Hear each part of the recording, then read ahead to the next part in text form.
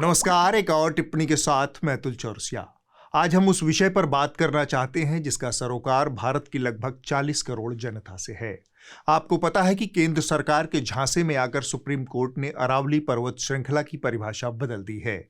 इसने कहा है कि आइंदा से सिर्फ वही चोटियां अरावली का हिस्सा मानी जाएंगी जिनकी ऊंचाई 100 मीटर से ज्यादा होगी।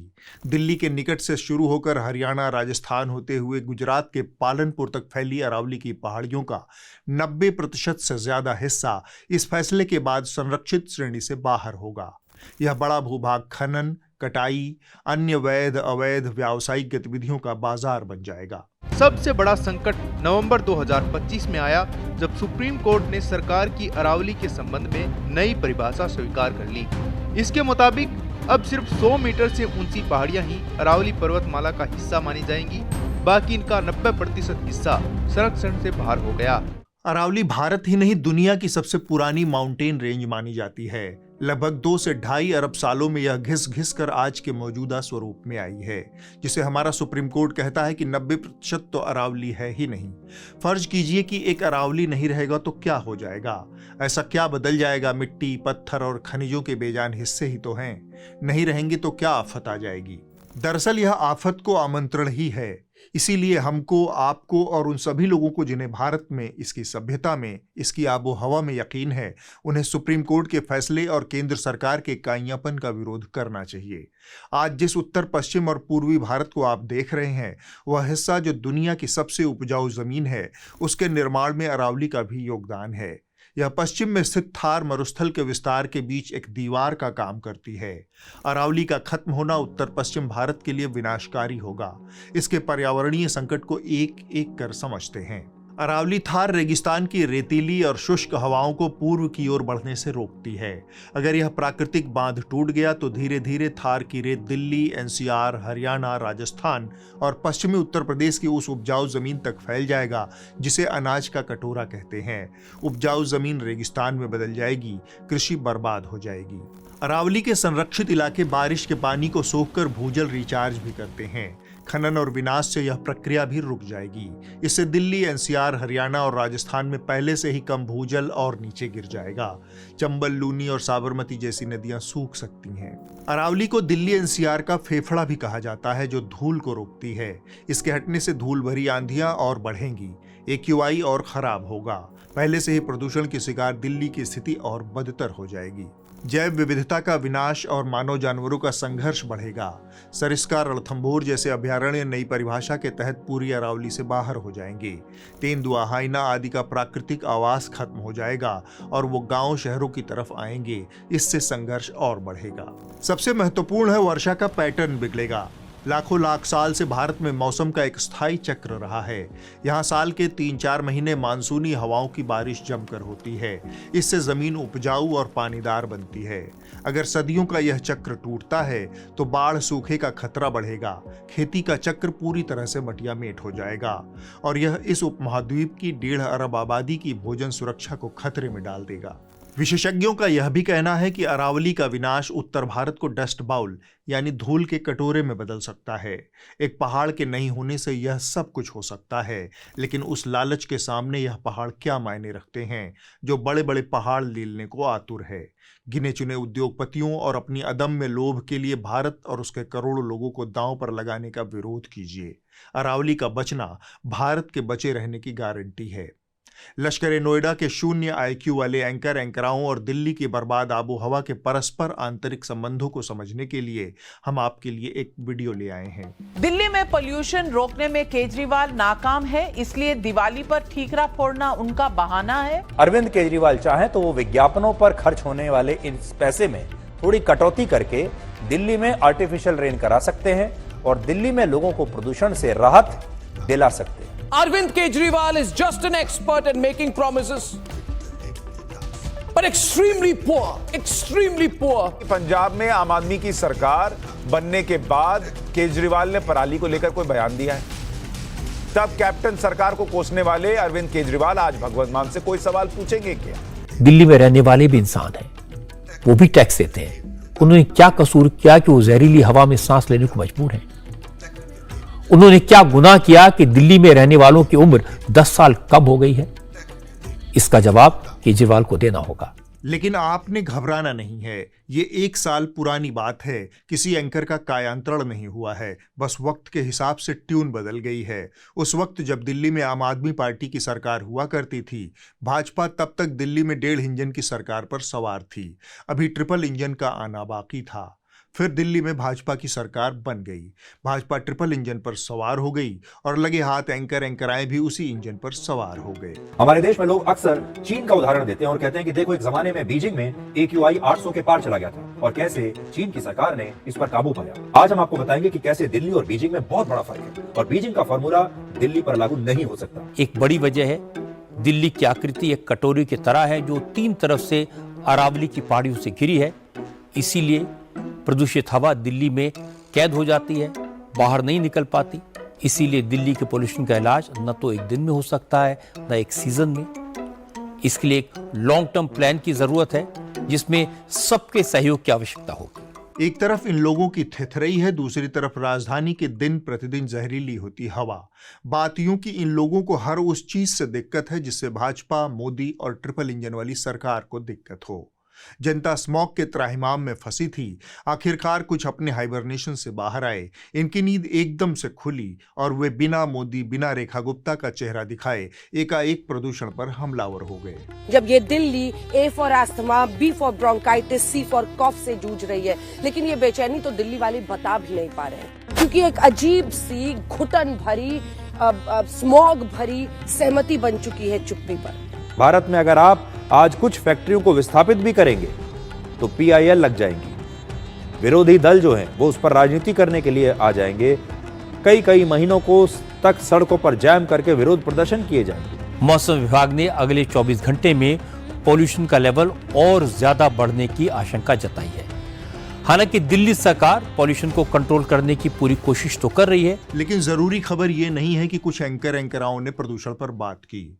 जरूरी खबर यह है कि यह बात बिना किसी को जवाबदेह ठहराए बड़ी चालाकी से की जा रही है, ताकि सांप भी मर जाए और लाठी भी न टूटे, यानी व्यूअरशिप भी आ जाए और पाव के ऊपर कोई आंच भी ना आए। इसी बात को समझने के लिए हमने शुरुआत में एंकरों की बीते साल की कवरेज आपको दिखाई थी। तब दिल्ली में आम आदमी पार्टी की सरकार थी। सोचिए कि हुड़कचिल्लुओं के मुखिया सुधीर चौधरी साल भर पहले आज तक पर ब्लैक एंड व्हाइट शो करते हुए कहा करते थे कि पर्यावरण मंत्रालय पर ताला लगा दो। हमारे देश में अगर इसी तरह का पर्यावरण रहने वाला है, इसी तरह का जहर हवा में घुलने वाला है, तो फिर पर्यावरण मंत्रालय को बंद कर देना चाहिए। साल भर पहले जो इतने हमलावर थे, आम आदमी पार्टी को पानी पी पी कर कोस रहे थे, अब मोदी और रेखा गुप्ता का चेहरा दिखाए बगैर चीन का तर्क दे रहे हैं। भारत का टेलीविजन न्यूज इसी तरह की बेशर्म मौत हर दिन मरता है। इनके मुताबिक दिल्ली का प्रदूषण इसलिए नहीं खत्म हो सकता क्योंकि भारत में लोकतंत्र है, लेकिन यह बात हमें सिर्फ 2-4 दिन पहले पता चली है और यह बात हमें कोई ऐरा गैरा प्राइवेट न्यूज चैनल नहीं बता रहा। इस देश का राष्ट्रीय प्रसारणकर्ता DD न्यूज धड़ल्ले से यह कह रहा है कि भारत की राजधानी दिल्ली का प्रदूषण इसलिए काबू नहीं किया जा सकता क्योंकि भारत में लोकतंत्र है। चीन में इसलिए रोक लिया गया क्योंकि वहां पर लोकतंत्र नहीं है। जी हां, आपने बिल्कुल ठीक सुना। चीन में लोकतंत्र नहीं है, दूसरी तरफ भारत में लोकतंत्र है। विपक्षी पार्टियां हैं जो सरकार के हर फैसले पर राजनीति करती हैं। यहाँ पर संसद है, यहाँ पर सुप्रीम कोर्ट है, सक्रिय मीडिया है। इसलिए भारत में किसी भी फैसले को लागू करने में वर्षों लग जाते हैं और इसके बावजूद हमारे देश में लोकतांत्रिक व्यवस्था की वजह से कई फैसले तो पूरी तरह से लागू हो ही नहीं पाते। अपरोक्ष रूप से सुधीर चौधरी ये कह रहा है कि अगर दिल्ली का प्रदूषण रोकना है तो आपको चीन की तरह लोकतंत्र से मुक्त शासन के बारे में सोचना चाहिए और उसका आसान विकल्प यही है कि भारत के लोग भाजपा को एक मुश्त सारी ताकत दे दें और फिर सरकार डंडे के जोर पर अपना फैसला लागू कर सकती है। चीन की सरकार अपना मनचाहा फैसला तुरंत एक दिन में लागू कर सकती है क्योंकि वहां फैसले डंडे के आधार पर लागू होते हैं। उसे ना तो संसद में कोई बिल पास कराना है, ना ही उसे हर 5 साल में चुनाव जीतना है। हमारे देश में जो सिस्टम है वो मल्टी लेयर्ड सिस्टम है। हमारे देश में पहले केंद्र सरकार है, फिर राज्य की सरकार है, फिर म्युनिसिपल कॉर्पोरेशन है और अलग अलग पार्टियों की यहाँ पर सत्ता होती है। लेकिन ये सारी चुनौतियां चीन में नहीं है। यह बात भारत में लोकतंत्र आने के 33 साल बाद बनी पार्टी भारतीय जनता पार्टी का चापलूस एंकर कह रहा है। सुधीर चौधरी ने दिल्ली से लेकर जयपुर तक प्रदूषण की समस्या पर भारत चीन का यही बेमेल तुलना ठेली। दूसरी तरफ टाइम्स नाउ नवभारत पर सुशांत सिन्हा या नाविका कुमार को अगर आप पिछले साल प्रदूषण के मुद्दे पर एंकरिंग करते देखेंगे तो लगेगा कि जनता का इनसे बड़ा हितैषी कोई हो ही नहीं सकता। दिल्ली को प्रदूषण के बीच छोड़कर अरविंद केजरीवाल चुनाव प्रचार में बिजी हैं। आज दिल्ली में लोगों की सांसें फूल रही हैं। एयर क्वालिटी इंडेक्स जो है वो 400-500 पे चल रहा है और केजरीवाल जी छत्तीसगढ़ के बिलासपुर में चुनाव प्रचार कर रहे हैं। पावर इनको सब चाहिए, जिम्मेदारी कुछ नहीं चाहिए। क्या केजरीवाल एंड टीम ने दिल्ली के पोल्यूशन के सॉल्यूशन दिवाली मनाने वालों को कोसने में ढूंढ लिया है? केजरीवाल ने सरकार में आने पर यह समस्या दूर करने का वादा किया था, लेकिन हकीकत यह है कि आज भी पंजाब में पराली धू धू कर जल रही है। आज जब भाजपा की ट्रिपल इंजन सरकार दिल्ली में है तब मानो प्रदूषण कोई समस्या ही नहीं है और इन सब के बीच एंकरों का एक मसीहा बाजार में आ गया है अर्नब गोस्वामी। इन दिनों वह रेखा गुप्ता से लेकर भाजपा एमएलए के बेटे की शादी तक और इंडिगो की मनमानी लूट से लेकर अरावली हिल्स की लूटपाट तक सब पर जमकर सवाल कर रहा है। 25% of the people of this country are suffering and dying due to pollution. But the Parliament of India has effectively told the citizens of India that, listen, we're getting into our holidays, go to hell. Politicians don't care. Rekha Gupta, the Delhi Chief Minister, does not care. And the BJP MLA from Indore, his name is Golu, has spent 70 lakh rupees on firecrackers on his son's wedding. This is not what the BJP promised when they came to power. Everything below 100 meters now will become expendable, which means real estate giants can destroy the Aravalis and turn it into golf courses. How is this being allowed? Because what we are witnessing in the aviation sector is a crisis of an unprecedented scale. Never seen before, never heard before. More than 450 flights have been cancelled across India today. इतना ही नहीं, वह लोकतंत्र की दुहाई भी दे रहा है। I thought this was a democracy. If this is a democracy, I want to know under what rule of democracy can you destroy a 2 billion year old ecological formation, a living mountain system, that you change the rules to allow it to be brought down to rubble. हमला अचानक से हुआ था, लिहाजा भारत की जनता और liberal जमात को लगा कि मतवाला एंकर उनके साथ खड़ा हो गया है। लंबे वक्त से तमाम एरोगैरों में अपना गांधी और जयप्रकाश नारायण खोज रही लिबरल जमात को लगा कि उसकी क्रांति की मशाल ढोने वाला नेता उसे मिल गया है। दरअसल लोगों की स्मृतियां इतनी छोटी और धुंधली होने लगी हैं कि अर्नब गोस्वामी जैसे एंकरों को लगता है कि ये कभी भी जनता की आंख में धूल झोंककर सत्ता के चरणों में लेट सकते हैं और जब मौका लगे जनता के पक्ष में खड़े होने का ढोंग भी कर सकते हैं। किसी को क्या ही फर्क पड़ता है। अगर इतने भर से आप अर्नब गोस्वामी के ऊपर भरोसा करने लगे हैं तो आपको इनकी कुछ कारस्तानियां याद दिला देता हूं। अरे रिया चक्रवर्ती बोलती है ड्रग दो, ड्रग दो, ड्रग दो, ड्रग दो, ड्रग दो, मुझे ड्रग दो। आप इतने रिलैक्स कैसे रहते हैं? अभी आपको कोई मिले इतने चुनाव के गर्मी के बीच में, you are looking very fresh, very relaxed. तो हमारे सनातन के खिलाफ ये षड्यंत्र क्यों है? कब तक हम नहीं कहेंगे सनातन के खिलाफ षड्यंत्र है? The Prime Minister is also the same person who has stood by every single moment of Hindu pride. सिर्फ 2-4 दिन की चिल्लपों से अगर आप इस आदमी पर भरोसा करने लगे हैं तो आप वास्तव में भोले हैं। इस आदमी के भाजपा से सवाल पूछने का मौजूदा दौर शायद एक हथकंडा हो, शायद यह टीआरपी के सूखे से जूझ रहे चैनल की मजबूरी हो, शायद यह उन दर्शकों को फिर से अपनी तरफ खींचना चाहता हो जो उसे छोड़कर वापस जा चुके हैं। वरना सरकार से सवाल पूछने के लिए इसे अपनी ही बिरादरी के एक अन्य एंकर की कमाई को लेकर चिढ़ने की क्या जरूरत है? आखिर अर्नब ने भी तो इसी सरकार की मेहरबानी से करोड़ों का साम्राज्य खड़ा किया है। The political media cannot ask this question. The 15 crore anchor paid by the government of India cannot ask this question. The 15 crore anchor paid by the government of India cannot ask this question. Sudhir Chaudhary हो या अर्नब गोस्वामी, इन लोगों की पत्रकारिता ने बीते कुछ सालों में भारत के लोकतंत्र को सबसे ज्यादा चोट पहुंचाई है। अब उनके कारनामों से लोगों को बहुत फर्क नहीं पड़ता। पत्रकारों का एक तबका और है, ये यूट्यूब की दुनिया में गुजर बसर करते हैं। इन्होंने वहां पर अलग किस्म की भसड़ मचा रखी है। एप्स्टीन फाइल्स के सार्वजनिक होने की सूचना के साथ ही इन पत्रकारों ने तबाही मचा दी। अटकलबाजी, सनसनी और बेसिरपैर की कहानियों की बाढ़ आ गई। एप्स्टीन की फाइलें हुई डिलीट, किसे बचा रही सरकार? बीजेपी नेताओं की बड़ी धुकधुकी। एप्स्टीन फाइल से गोदी मीडिया को लगी मिर्ची, बोलती बंद। एप्स्टीन फाइल्स के साइड इफेक्ट्स, भारी दबाव में सरकार। एप्स्टीन ब्लास्ट के पहले मोदी सरकार ने किया बड़ा खेल। मोदी के नाम वाले चैट डिलीट, ट्रंप और साहेब की डील एक्सपोज्ड। एप्स्टीन फाइल्स खुलते ही हड़कंप, क्या पीएम मोदी की कुर्सी खतरे में? सुब्रमण्यम स्वामी हो गए एक्सपोज, एप्स्टीन से टूट गए मोदी के तार। थोड़ा सा एप्स्टीन फाइल्स के बारे में जान लीजिए।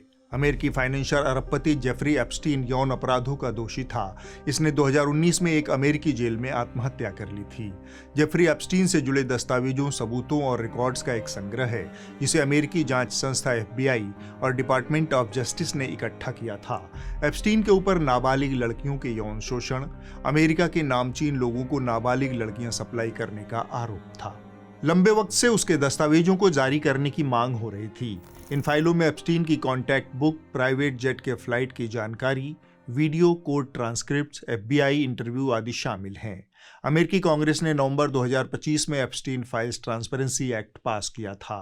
19 दिसंबर 2025 को इसका पहला हिस्सा रिलीज हुआ। इसमें Bill Clinton, Michael Jackson, Mick Jagger जैसी हस्तियों की पुरानी तस्वीरें हैं। कहा जा रहा है कि ज्यादातर डॉक्यूमेंट्स बहुत ज्यादा रेडैक्टेड यानी छुपाए गए हैं। बहुत सी फाइलें गायब भी हैं। जब बात आती है कि इनका भारत और मोदी से क्या संबंध है, जो कि हमारे कुछ यूट्यूबर्स ने फैला रखा है, एप्स्टीन फाइल्स के पहले हिस्से में भारत का कोई बड़ा या सीधा संबंध नहीं मिला है। ज्यादातर फाइलें अमेरिकी और पश्चिमी हस्तियों की हैं। भारत से जुड़े कुछ नामों का उल्लेख जरूर मिलता है। एक ईमेल में एप्स्टीन और अनिल अंबानी के बीच बातचीत का जिक्र है, जिसमें मोदी की अमेरिका यात्रा और भारत इजराइल संबंधों की चर्चा है। इसी तरह एप्स्टीन के कैलेंडर में 2014 से 17 के बीच कुछ मीटिंग्स का उल्लेख है, जिसमें हरदीप पुरी का नाम आता है। उस समय पुरी UN में भारत के राजदूत थे। इसमें भी कोई गैर कानूनी गतिविधि सामने नहीं आई है। कुल मिलाकर मोदी से सीधे तौर पर अब तक कुछ भी सामने नहीं आया है। इसके बावजूद भारत के तमाम यूट्यूबर्स ने एप्स्टीन फाइलों के नाम पर सनसनी फैला रखी है। हालांकि अमेरिकी डिपार्टमेंट ऑफ जस्टिस का कहना है कि अभी और फाइलें आएंगी। अब आप इस हफ्ते की रिपोर्ट देख लीजिए। जो कही जा रही थी बातें कि अंदर में भी सोशल डिस्टेंसिंग। इस हफ्ते की रिपोर्ट BBC हिंदी से है। राजस्थान का कालबेलिया समुदाय अपने पारंपरिक संगीत और नृत्य के लिए जाना जाता है। नाथ योगी परंपरा को मानने की वजह से इस समुदाय में मौत के बाद दफनाने की परंपरा है, लेकिन समुदाय का कहना है कि अपने मृत परिवारजनों को दफनाने के लिए उनके पास 2 गज जमीन तक नहीं है। गांव का लोग मने दफनाओ नहीं दे, कालबेलिया है जो कहे भूत बन जाएगा। आज मेरे घर पे कोई डेथ हो जाए तो रात का रोने के जो औरतों को कई रो जाते हैं, मगर नहीं, क्यों नहीं रो पाते कि गांव का लोग कोई आवाज सुन लेगा, कल अपन को बच्चों को कुछ गाड़ने नहीं देगा, बूढ़े को गाड़ने नहीं देगा, अपन को हटा देगा। कम से कम हमारे को 6 फुट तो जमीन चाहिए। हमारे जो शमशान है नहीं, हमारा बाप दादा है जो वो मर जाता है तो ये हमारे घरारे माने समाधियां लगाड़ी लोग हमारे को बुरा नहीं देता। अगले हफ्ते होगी एक विशेष ईयर एंड टिप्पणी। अगर आपको यह शो पसंद है तो आप इसे लाइक और शेयर जरूर करें। आपने न्यूज लॉन्ड्री को 13 सालों में यहां तक पहुंचाया है। 2025 का साल न्यूज लॉन्ड्री के लिए उपलब्धियों का साल रहा है, लेकिन 2026 में हमें अपनी पत्रकारिता को आगे बढ़ाने के लिए आपके दोगुने समर्थन की जरूरत होगी। आपके सब्सक्रिप्शन की हमें दरकार रहेगी, क्योंकि हमारी टीम एक साथ बहुत सारी इन्वेस्टिगेशन में लगी हुई है। इसके लिए हमें संसाधनों की जरूरत है। उम्मीद है आप इस QR कोड को स्कैन करके हमें सब्सक्राइब जरूर करेंगे। नमस्कार।